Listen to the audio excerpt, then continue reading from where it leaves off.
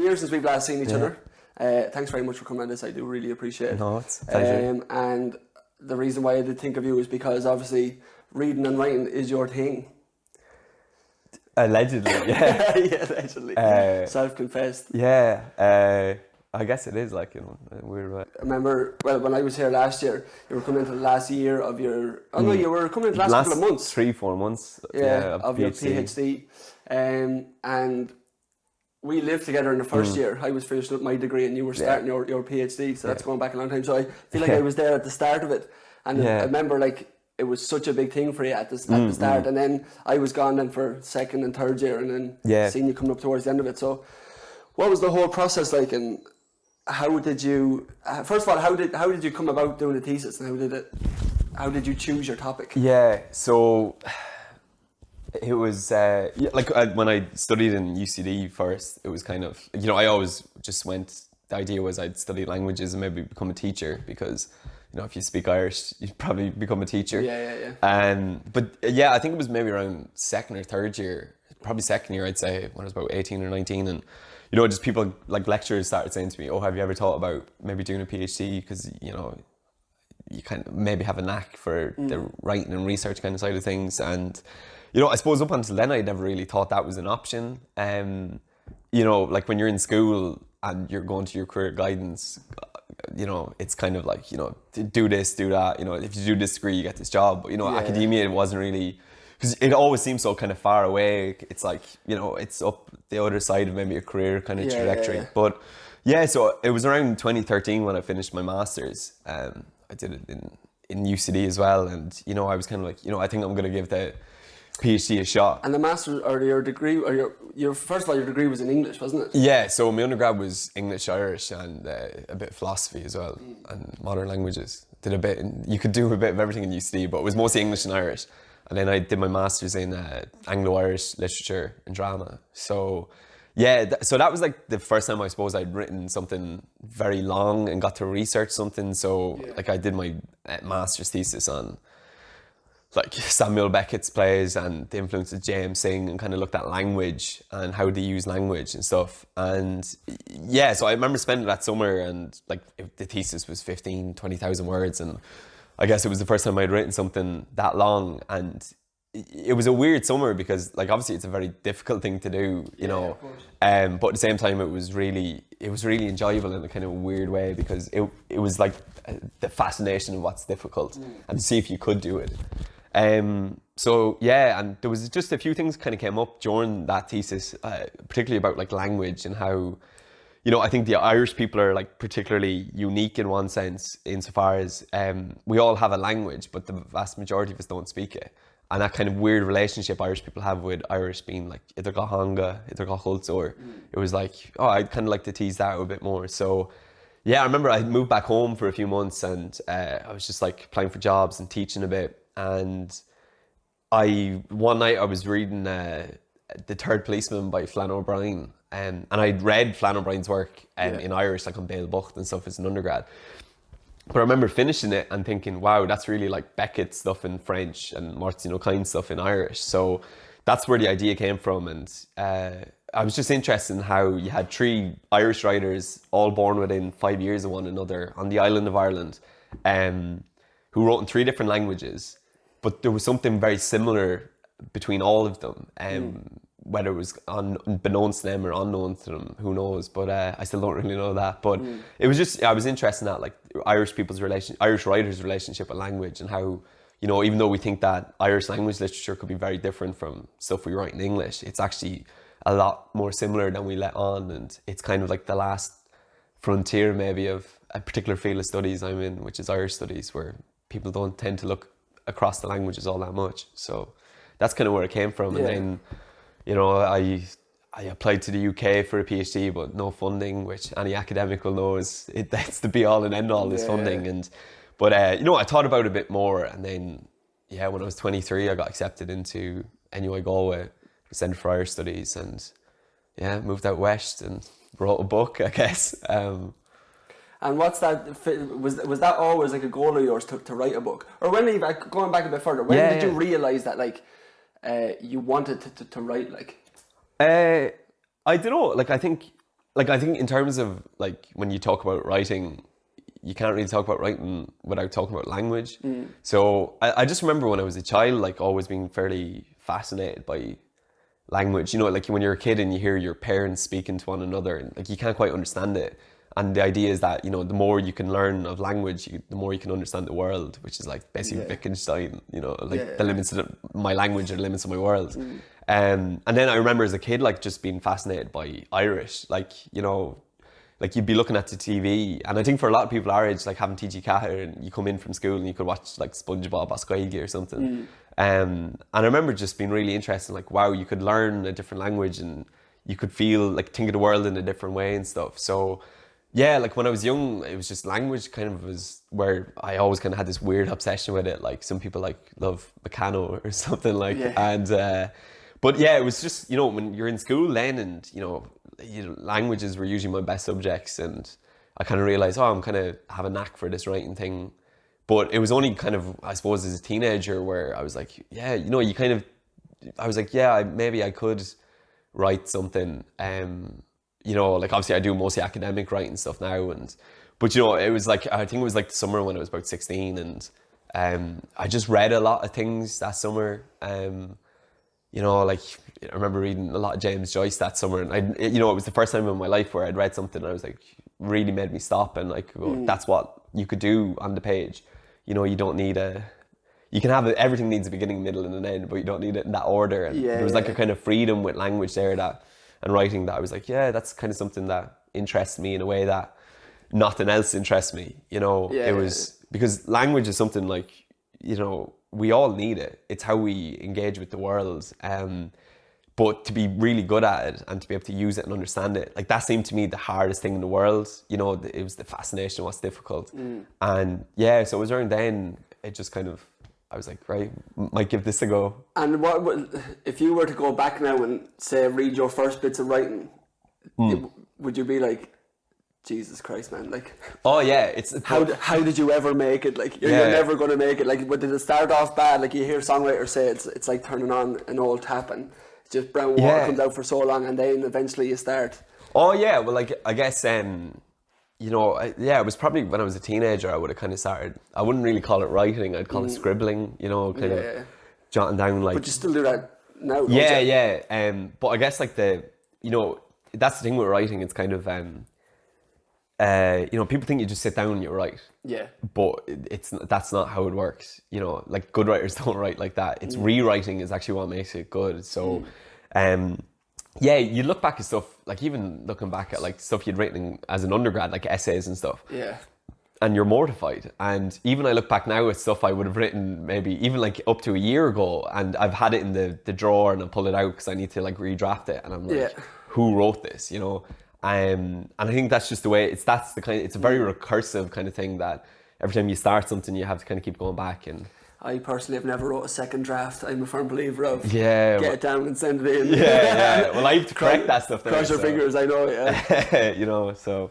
But even you're like, so as you were saying that you correct a lot of papers now for the college, and do you see like any like, obviously you can tell the difference of level in certain students, but do you ever read stuff and you're like, wow, this is really good, like? Yeah, well, just, you know, at the end of May I was like correcting exams and stuff, and you know, I was reading some stuff by my students, and it's like really, really good, and it's not because they were listening to me, they're just really good students, you know. And but again, like I think that's always the difference when you're trying to teach people how to write. You know, you always say it's not enough just to sit down and like, you know, 3 a.m. and type it out. Like, you know, that's a D or a C. Yeah. But if you're the higher you go up, it's harder. And the reason it's harder is because it takes more time. It's sitting down and it's like you spending extra time in rewriting and drafting and editing and stuff. And obviously you do need like some sort of structure, but it's different strokes for different folks. So do you, what's your process like for writing and reading and putting work together? Yeah, so I mean, like at the minute I'm kind of writing, I just have a few things on the go, like between journal articles and book chapters, but I'm a big fan in like outlining. So like often if I kind of find like writing's a way of like trying to find something out, you know. So often you might get an idea and it's like you can kind of see it in the distance, but it's kind of blurry. And writing's a way to maybe figure it out a bit more. You might never get the answer you thought you'd get, but it becomes, you work your way through it. So like usually I'll outline, so I'll think of like a structure, this, like a general kind of structure, a skeleton, if you will. And I'll often spend a lot of time like just reading other things and thinking about it. And then I find, and that was one thing, I suppose, the biggest thing I learned during the PhD in terms of process was, writing is actually really awful. It's kind of, because it's like with anything, you're kind of very vulnerable on the page, and I wouldn't really know about very creative kind of writing, but even academic stuff, like you're trying to put your ideas down there, and you're trying to get other people to believe your ideas, or to at least agree with them or disagree with them. So I find that I just kind of have to put a routine in, and even if it's only like 2 or 3 hours every morning, just sit down. I usually block off the clock on my laptop with a bit of blue tack and a word count, and just write, just, you can't stop. And that I find like the drafting like the hardest part, because just that little voice in your head which is like, this is awful, you're useless, and you just have to try shut that out and keep going. So usually when I get a draft down, I'll leave it for maybe, it depends, like a week or so, and then I'll come back to it, and that's when the real work begins, because you're editing and you're going back and deleting and adding, and but that's the fun part. Like it's very intense, but it's fun, and eventually when you kind of get the edit down, and the other thing is like, you have to give up any hope that it's going to be perfect. Right, okay. Because it's never going to be perfect. But would you be a firm believer of it's never going to be finished as well? Yeah, you just abandon it, I find. Like with my own writing, like say for example, when I finished the PhD, and I didn't have corrections or anything, but I was still going back through it, just making sure everything was perfect before I sent in the hard copy. And I mean, there was that part of my brain that was like, that semicolon could be moved, or I need to pull the red pen out. And I think that's just how I am. I know other people, once it's done, but I think there's always something you could change, and there's something you can move around and whatever. But and upon submitting your finished project, your finished PhD, did you have a couple of people to read over? Did you have like an editor? I know you had a mentor. So like my supervisor, he best editor I ever had. He I'd send him drafts, and he would, so there's two ways of looking at it. There could be content. So, you need to add this reference, or I don't think that argument is strong. Like, why are you writing that way? But more often than not, it would be kind of like little stylistic things. And I think it's something for me anyway. I had maybe a tendency to overwrite things when I started off, which is normal enough. But I found a lot of the writing process and working with my supervisor was to try make to use an awful analogy, but to try and make my writing a bit more muscular and lean, you're trying to cut or whatever. And because less is more, that's my big rule. After quality over quantity, well, if you can take a word out, you probably should, because every word should earn its place. Exactly, and it can be very hard to do that, because you have to kill your darlings or whatever. That little quip you had in the line in the back of your head, and you're like, actually no, that doesn't fit there, and you just cut it out. But towards the end, I had friends reading portions of it, just look for little typos and things like that. I think that's another thing. There's a kind of weird myth of writers. And any kind of writer, whether it's academic or content writers, or a novelist, but this idea that a writer does it on their own, but any good writer has an editor behind them, you need someone, because after a while, it's kind of hard for you to distance yourself from the page and to kind of see where you are with your work. So you need someone else to be saying, no, that's actually awful, or that's good. And a fresh perspective is always good as well.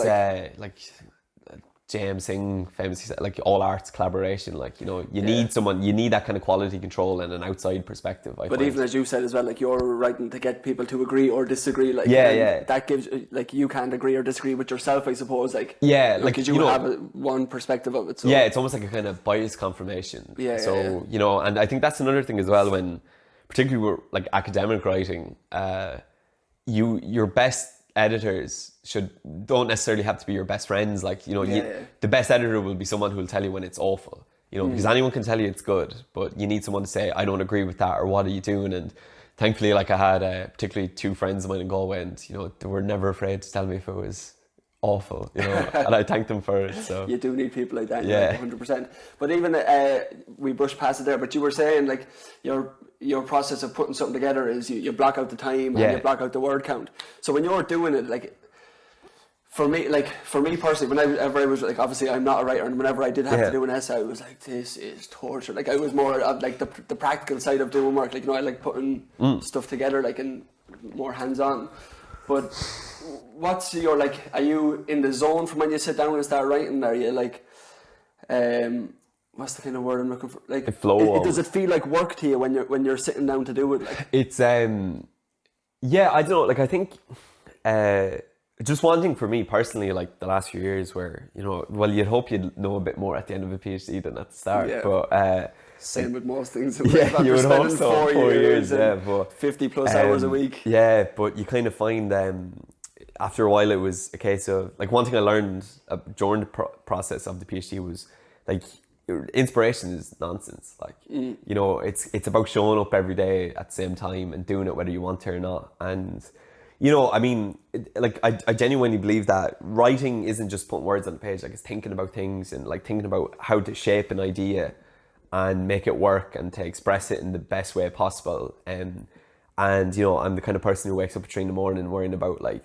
the structure and the arrangement of paragraphs and stuff. But I often found that when I really had to kind of push come to shove and get work done for deadlines, it was a case of just, for me, I'd have to get up very early in the morning, go into the office when no one else would be there, and just put the headphones in, listen to white noise, and just write. Actual white noise? Yeah, I just to block noise out, I guess. Right, and, okay. Or rain sounds. Just every writer. I have a lot of friends who, some people like music. Just to, like, basically isolate yourself from your surroundings. Yeah, like. and kind of. But, you know, talking about getting in the zone, like, yeah, like after a while, if you're writing and it's even if it's going badly, you can get into the flow, and suddenly 2 hours could pass, and you're like, that's just, you know, where am I? Like, you know, and you do kind of get lost in it. But it's like, you know, if you were playing a match or something.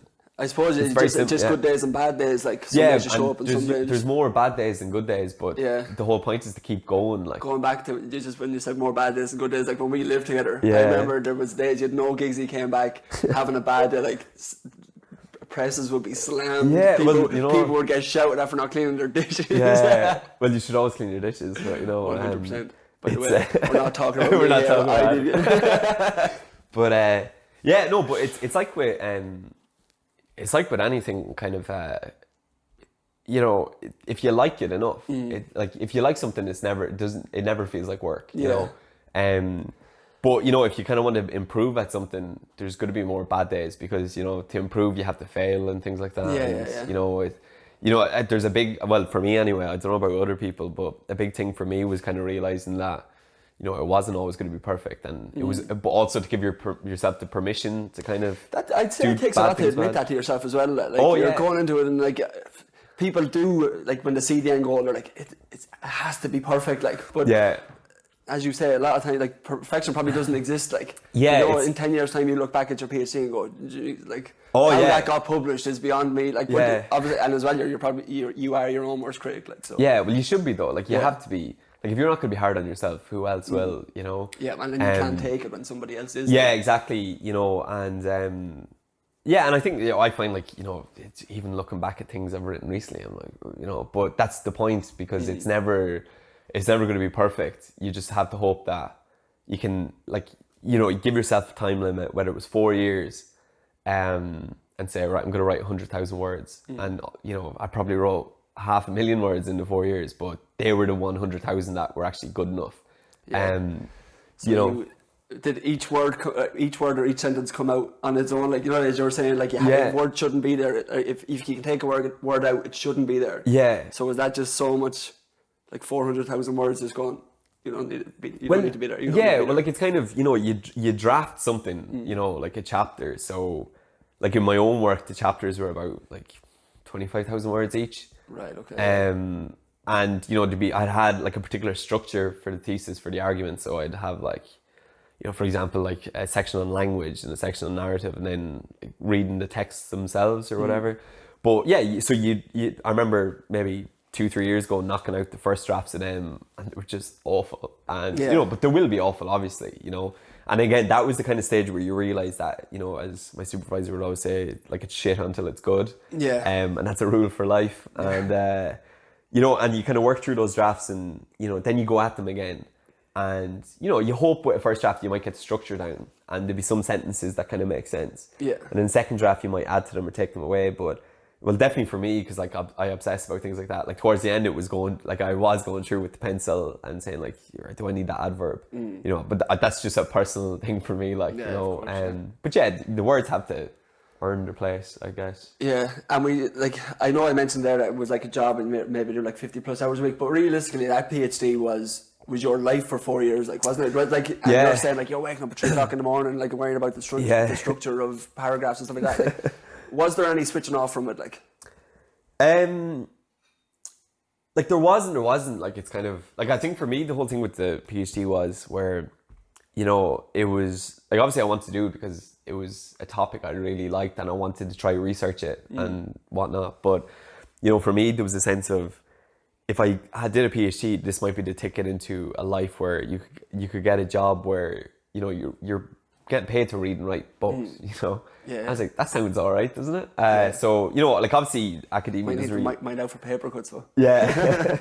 You know, obviously academia doesn't really work that way, and you kind of only realize that when you get into it. But, you know, for me, I was like, a lot of people don't get to work at what they would love to do, you know. And for me, you know, who knows, like, even for me now, I've got to spend maybe the last 4 to 5 years like reading and writing and, you know, getting paid for not a huge amount of money, but enough to kind of keep going for a while. And even if that's only for 4 and 5 years, I can always look back and say, well, I got to do it. Like, I was privileged in one way to be able to do that. And but yeah, like during it, I guess, you know, you can't really switch off in one sense because there's a lot of stress and, like, you know, the PhD, like, the difficult thing about a PhD often is it's not the work itself. It's kind of like you being your own worst critic and being harsh on yourself and not being able to switch off. But, you know, like, you play football, that was nice. You know, if you're sitting down thinking about ideas all day, it's nice to go out and just hit a few shoulders and play a bit of ball. So football was definitely a way to get through it. And,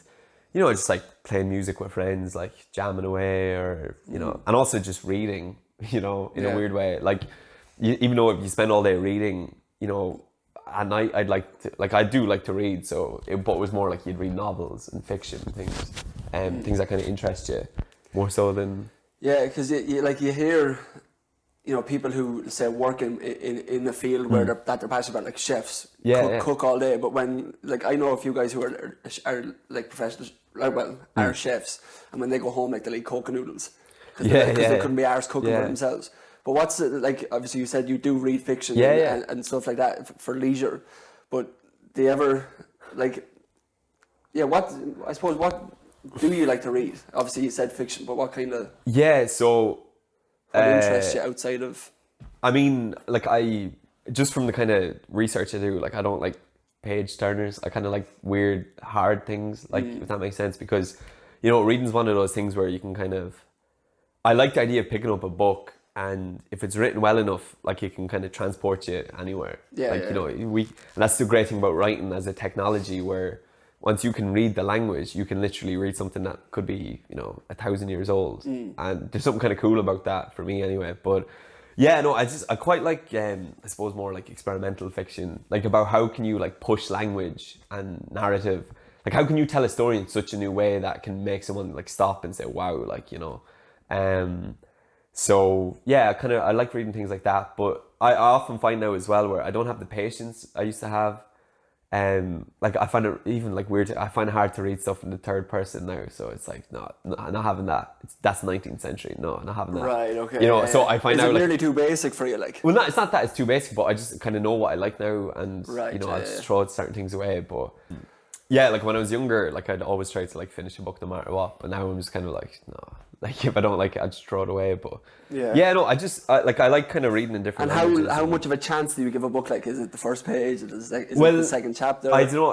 I suppose it's because, like, my work is reading. Like, I kind of, like, I'll research what I want to read. So I have, like, a list, an ever-growing list of things I want to read or need to read. And, you know, like, I try to, like, read as widely as I can, like, different genres and different languages and things like that. But you know, like I'm reading a lot of German stuff at the minute.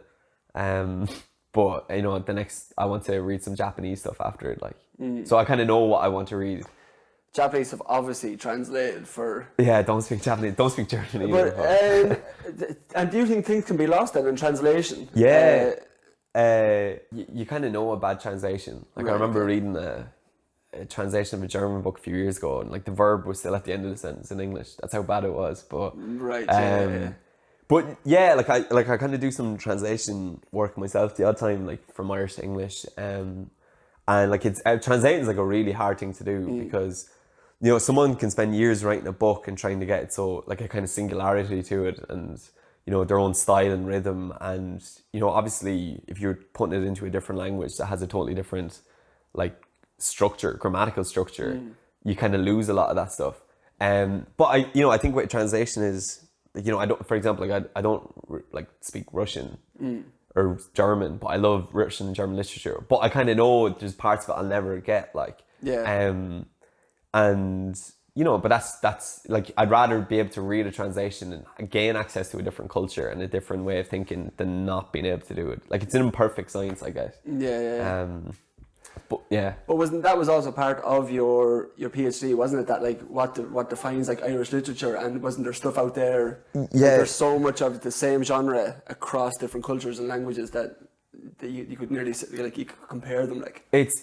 So like I do work in like comparative literature, but it's kind of like, as I always say, like comparative literature sometimes can be like finishing a jigsaw puzzle with a pair of scissors, that you're taking like two really different texts and you're just smashing them together and hoping that, there's see what sticks, but like I don't necessarily agree with that. I think you know, you need to find commonality, and you know, there needs to be things there that kind of do talk to each other, and you know, sometimes the things that don't speak to each other across languages and cultures can be even more interesting. But I think, like, for me, a big part of my research was this idea of like, you know, sometimes as academics, you can focus too much on the text, you know, that you're just looking at how it works, but you don't think of the way a book might relate to its social context, you know, because at the end of the day, people read books because it means something to them, and books can inspire you to think in different ways, and there's like a social function of literature, not to get too cultural materialist on it all, but for me, I think an interesting way to maybe try bridge very political readings of literature in the broadest sense and very technical readings of how it's actually written is to look at language itself, because you know, you are the language you speak. You know, if like Irish, for example, has a very different set of rules, like sociolinguistically speaking, than English does, because it's a minoritized language. And if you don't kind of take those things into account when you're reading that literature, you're going to miss out on an awful lot of things. Or things that might, you know, you can't compare, for example, the English is a majority language. You know, it has immense international influence, and you can go anywhere in the world and people will probably speak English, but it's not the same in Irish. And differences like that are really important when you think the literature. And something, for example, like there's been a lot of Irish literature translated in the last, say, 10 years, particularly the kind of more experimental modernist stuff like Martin O'Kane. And, you know, sometimes you read reviews in American papers and they're saying, oh, this is this. And you're like, it's not though. You know, so I think there's a lot of like, everyone should pay a bit more attention to like the original culture and to make sure you kind of understand it on its own terms, because again, not everything is translatable. You know, I think there's like an immense value in literature that, you know, we kind of forget at times maybe. Like, I don't believe that books necessarily change the world, you know, but at the same time I kind of do, because, you know, I've trained to be an academic or whatever, but you know, I think like, you know, it's a kind of weird time we're living in where, you know, particularly in universities, for example, there's not as much value placed on the arts and humanities as maybe science and things. And I think that's only going to get worse now after the pandemic. Is that a sign of the times, do you think, though? It kind of is. But I think it's always been a bit like that. But, you know, for example, like when everyone went, you know, half the world literally went into lockdown. And, you know, people weren't reaching for, you know, their accounts or stuff. Like, they were reading again. Book sales went through the roof. You know, people were playing instruments and watching movies, and like people turned to the arts because, you know, like if life was really just about making money and working every day, like how boring would that be? Like it'd be so, you know. And again, I'm not saying this in a very kind of cliched way, but you know, we do kind of need art. Like, there's a reason we, like, if you break down art, like, it's ludicrous. Like, why would you sit in a room on your own, throw paint at a canvas, or you know, you're playing an instrument and you're just making vibrations of air that are at a certain pitch and makes it sound like, or you're putting random symbols down onto a piece of paper that, you know, when you read it, you're hallucinating basically. Like, you know, it's kind of, no, but like when you kind of break down, what a way to describe it. Like. Yeah, but like that's what it is. But at the same time, like people do it because it's pleasurable and it's fun, but also, you know, we need it. Like, and that's one thing I've always kind of found with reading and writing was, you know, the fact that you could transport you somewhere else. That, you know, you're sitting on your couch at home and you're reading a book, but you're suddenly in your head you're in like 15th century Japan or something. You know.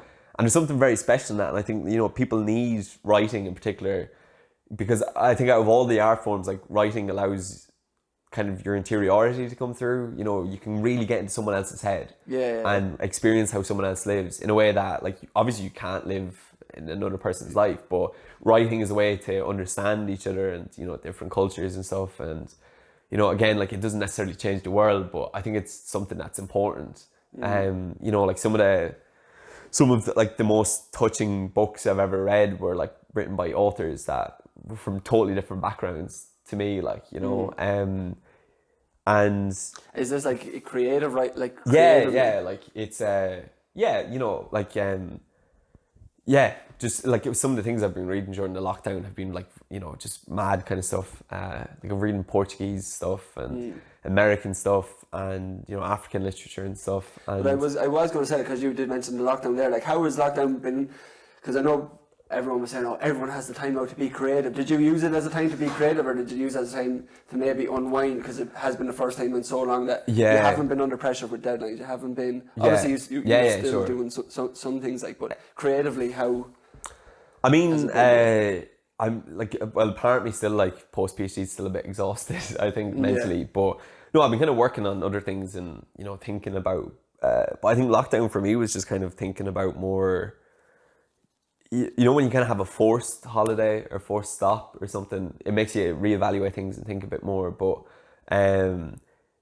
I mean, you know, like everyone, I could have been writing a bit more or whatever, but I think it's been a good time to kind of think about, you know, for me anyway, about kind of what I'm doing and, you know, but in terms of writing, I guess, I was thinking a bit more about like what's next, I guess. You know, you spend so long working on one thing and suddenly it's just over and you're like, what's next? And I've been sketching ideas of things I want to write down the line that aren't necessarily maybe academic work, or fiction, or, you know, other ideas, and it's kind of been useful to think about that. And you know, also I think with the lockdown, it's kind of, you want to think about like what you're doing with your life. Maybe not think about that too much, but you know, but it's kind of like the things you want to do and what you don't want to do. And I think creatively, I've definitely been thinking about other things. What's next? Like so it's been a good chance to think about those kind of things. Like because obviously I was away in Australia when all this kind of stuff was happening, and it's partly the reason why I came home. But when I came back, I found I was lost. Like, you know, I was like, I come back from Australia. I haven't kind of done the work I was doing before I left. I didn't do that while I was in Australia. So what do I do when I come back? And I was kind of freaking out. And then, not that I found comfort in your situation, but you made, like, I would maybe looked at you that like, oh, Geesy's done a PhD and he has his shit together and this, that, and the other. No. I know, but but you do. But it just, when I was talking to you and you said that you weren't sure, and obviously the pandemic is a reason why people are feeling like that, and I realised that I wasn't the only person to feel like, what am I going to do next? And that's probably why this podcast was born as well, like, in a way. So just trying to make something happen, like. But like, I think but again, like for anything that's kind of creative in some sense, it's, you know, it's like I'm not saying you escape from life into it, but, you know, you kind of have to create your own meaning, not to get too philosophical about things, but, you know, it's like even existentialists have to get out of bed in the morning. You know, and I think like people, like definitely friends of mine who are like artists and musicians, you know, they've like everyone, like they've kind of turned to more creative things as a way of like, not necessarily escaping from the world, but maybe trying to figure things out a bit more in their heads. And, you know, again, that's like the value of art, I think. You know, people need it. Like, Yeah, you definitely have an interesting perspective on art, I suppose. And everyone and obviously everybody does but if you really think about you actually do notice it's all around you, whereas some people would go through the whole day and with blinders on and don't see it. Yeah, well, it's kind of everyone, it's just creating and expressing yourself is just a natural part of being alive, because life would be so boring if you didn't. But I guess for me it can be weird at times where my life is basically critiquing works of art, in my case literature, and sometimes you're Eoin Ó Broin, he had a great line in his MA thesis actually about it's like dissecting a fairy with a knife. It's kind of why would you do that? Just enjoy it. And again, it's I do enjoy it, but it's part of it is trying to figure out how you do it, and you do kind of see it everywhere, and it can be hard to shut off, but everyone's like that, no matter what they're if you're an undertaker, you're going around life looking at people saying, yeah, I can make money off them if they drop off, you're sizing up coffins and stuff, so it's the same for everyone. Same, only different, I guess. Very good. And then just in terms of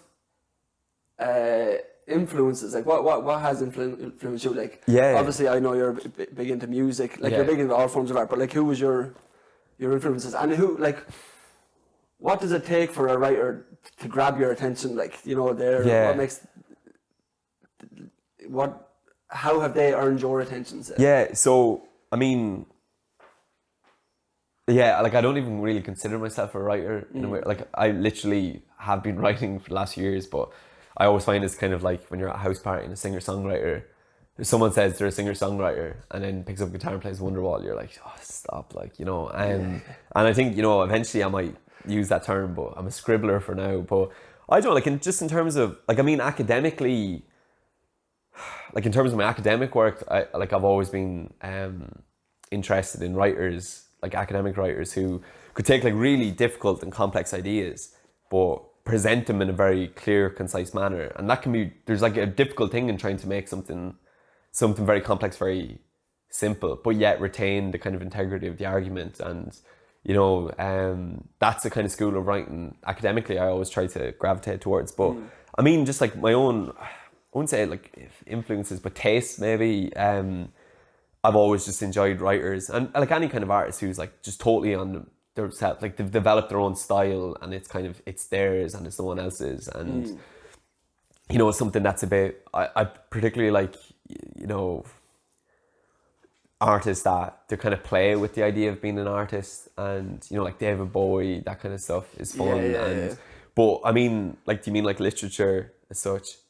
I just I like stuff that's experimental. I did my PhD on modernist literature and I like a lot of that. But I guess in an Irish setting, I think I remember reading James Joyce and Samuel Beckett when I was younger, and that stuff just kind of, I think for a lot of people it kind of might blow your mind and stuff.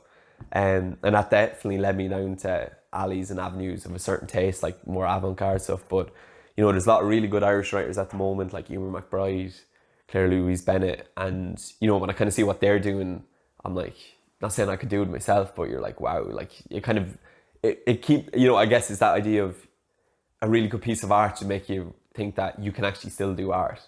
There's new ways of pushing the form and limit. That's the stuff that interests me, ever changing and more difficult stuff, because anyone can.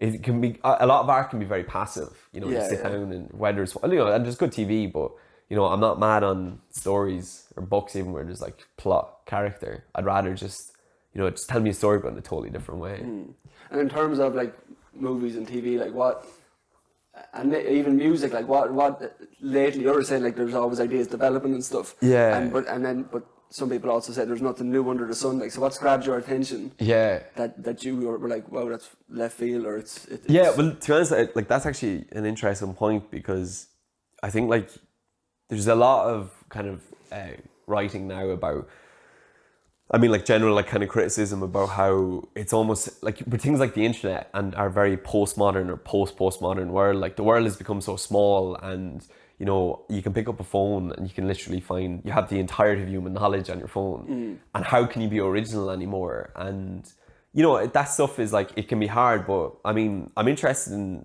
I think we're living at an interesting time where we're very connected, but yet we've never felt more alone. You know, a lot of, like statistically across the world, people have been more like materially better off than ever before, but you know, mental health rates are going through. And I'm kind of interested in art that doesn't necessarily write about those or sing about those things or write about them or paint them, but can kind of get to that cultural moment. And yeah, like I mean, in writing stuff, like in contemporary stuff, I guess in writing, like I mentioned there, like Eoin McBride, in an Irish sense, that's really interesting. But there's like a lot of auto fiction, so people are kind of blurring the lines between fiction and reality. A lot of American writers, like Canadian as well, Sheila Heti, Ben Lerner, Rachel Cusk, the French writer Edouard Louis, like that kind of stuff I find interesting.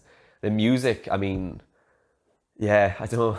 I think music's more like down to taste, but a lot of like Kendrick Lamar, I think I just can always go back to his stuff because there's something really interesting going on there. But yeah, I don't know. Yeah, I kind of want to. Sounds like we're kind of backtracking now, but it just came into my head there about like obviously writing is a passion of yours, and you know anything worth doing shouldn't be easy. Like, so what? What have you found that like over the past couple of years that you've had to sacrifice? Say to money. You know I mean. Oh, that's actually funny enough because we were talking a couple of times and like you know. Not that you were saying anything bad about teachers, but you know, you said you could have went that way and that could have been your life. Oh yeah. And your life could be so much different. But now that you've done this, and of course you finished your PhD, and there's a massive sense of accomplishment. But I know what you mean. Yeah, it's like like the what if kind of question. So I think you know, like it's like with anything, if you really want to do something, you know, you're gonna have to like give up things. And like for me it was kind of you know, like going back to college for 4 years and like I was funded and stuff and I had money and it was enough to pay the rent and that, but it wasn't like, you know, I'm living a frugal enough existence, but you don't mind because you get to do the work you do. And like having, you know, worked in a few other things before, like a work I really enjoyed, but I didn't find it like stimulating or challenging. And you know, even with for a long time I was like, I'll just become an Irish teacher. And I enjoy it. I really do enjoy teaching and stuff. But I think, you know, when it was like an itch. I was like, I need to, what if, and I hate the idea if I didn't try it and didn't do it now.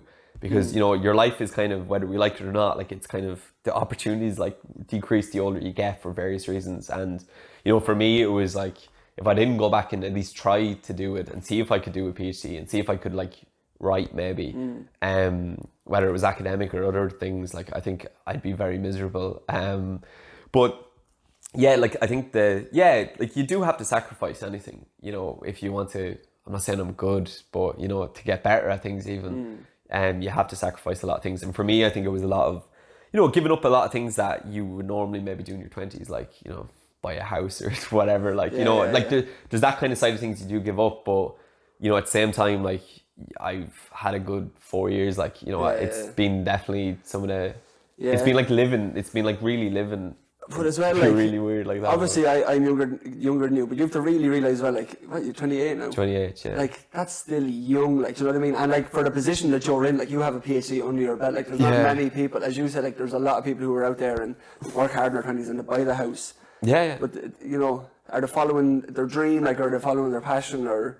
Yeah, well, like to be honest, like, everyone's different, like, you know, it's kind of, but for me, it was just, you know, this was something I wanted to do, and, you know, like that maybe respectable other kind of life, like stability maybe, like, you know, it's stable enough at the minute, but you don't know, like academia, you could be moving across the world at the drop of a hat for a job just to do what you love. And, you know, there are times definitely where you're like, do I really want to do that or not? But I mean, it's like, you know, if you were a sports player, like, you know, an inter-county player, or, you know, a really good musician, like, you do have to give up.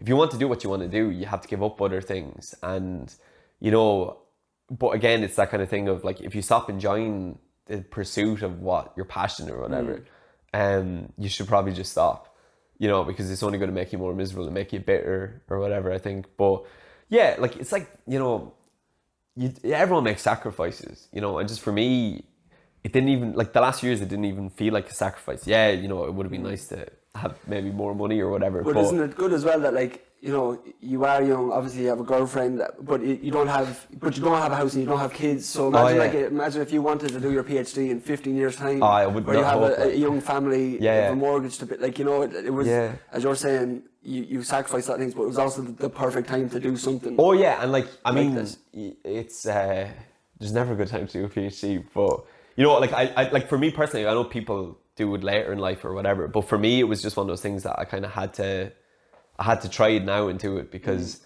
you know, I think anyone by nature, when you kind of get into a certain lifestyle, you might want to leave it necessarily, like, you know, and like, you know, but obviously, you know, for various reasons, like, if people, like, they mightn't be able to follow their passions when they're young, and I'm not saying that it's like it's only a young person's game or anything, like, that's ridiculous, but for me, it was one of those things where it was almost like I was afraid that if I didn't do it when I was like younger, I would never do it, and it was the fear of maybe not trying it was the worst thing I could imagine. Like, you know, but you definitely would have got too busy with a different life. Oh, I yeah, think, yeah. You know, and like there would have, and you maybe wouldn't. Well, I'm not to say you would have never came back to it, but there was a chance, you know. Oh yeah, but it's like, you know, like, I'd love to be a Premier League footballer, but I'd say that window is probably closed, like, you know, and it's like, you know, but I think it's with a lot of things, like, where, you know, you have to weigh it up for your own life, and if there's something you want to do, and you'd have to just try do it when you can, you know, like, whenever it's right for you. And, you know, for me, it was like in my 20s, you know, for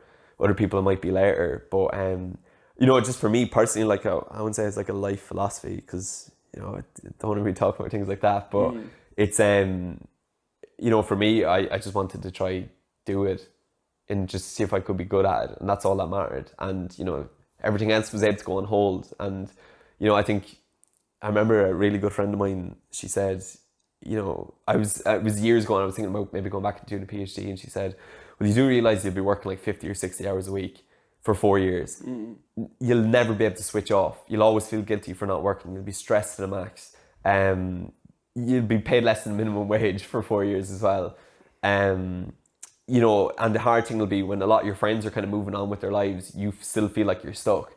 And if that still feels like it's agreeable to you, you're probably the right person to do it, because you kind of have to be a bit tapped, you know, like you really want to kind of want it to do it. And it's like with anything though, like, if, you know, like sports people, like, you know, they get up that 2 hours earlier than everyone else so they can go to the gym, and they watch their diet, and when they could be down with their mates in the pub, like, they can't do it. And it's like, you know, it's like with anything, it's if you really wanted, like, for me, reading and writing is like, yeah, it's a pleasure, like, you know. So the burning question then, was it worth it? Yeah, I mean, you can never be too overeducated or overdressed, I think. So that's the most gigsy thing I've ever heard you say. Yeah, but yeah, like no regrets. Like, I've had it like a really good few years, and I've got to travel the world a bit, like, just by my pen. You know, like, it's been kind of, I've got to do kind of cool things, and I've got to read and write, and like write what I wanted to write. And, you know, if I'll make a swift exit from academia soon, you know, at least I got to do it. And I think, you know, that was, you know, at least I got to do it, and, you know, maybe we'll get a book out of it, and we'll figure it out, like. And because I know you, and I know your answer to this is going to be everything, like, but if you could go back and change anything, or is there anything you would do different if you could go back? Everything. No, I don't really believe in regrets or whatever, because you're just gonna drive yourself mad. But like, hindsight's great, like, you know, you know, there is that part of me that would be like, no, don't do it, you're an idiot, you're gonna be stressed to the max. But there is that part where, like, when I think of even like last summer when we were last hanging out or whatever, and I was coming into the final run, and it was like 3 months of like getting up at 6 a.m, drinking a pot of coffee, going into the office, working for hours and hours, obsessing, just being really stressed out, coming home, running 10k every day just to get the energy out, come back, have dinner, and needing a glass of wine or two to sleep. And it was like, at the time I was like, what am I doing? This is awful. But now I kind of look back and I'm like, best job I ever had. In a weird way. So 100%. And then I suppose we maybe just finish off with this. Like, what's the goal? Like, what? Yeah, I mean, like I was saying earlier, it was like I kind of like you don't do a PhD if you want a job in academia, because it just doesn't work like that anymore. It's like the sector is, you know, it's a very difficult business to break into, and you know everyone is as good as everyone else. But a lot of it is kind of down to luck and the right timing and things like that, you know. And like, yeah, I'd love to make it a proper career out of being an academic, and you know, I love teaching. I love getting a kick out of like, you know, teaching small classes, big classes and stuff. And you know, if I could become a lecturer and be paid, like I said, be paid to read and write books the rest of my life, that'd be sweet. Like, but you know, at the same time, everyone has ambitions, but I don't think it's anything about like, you know, I want to be here in 5 years, you know, like even starting a PhD and even the stuff I'm working on now, it's not a case of like whether people read it or not. I just want it to be good.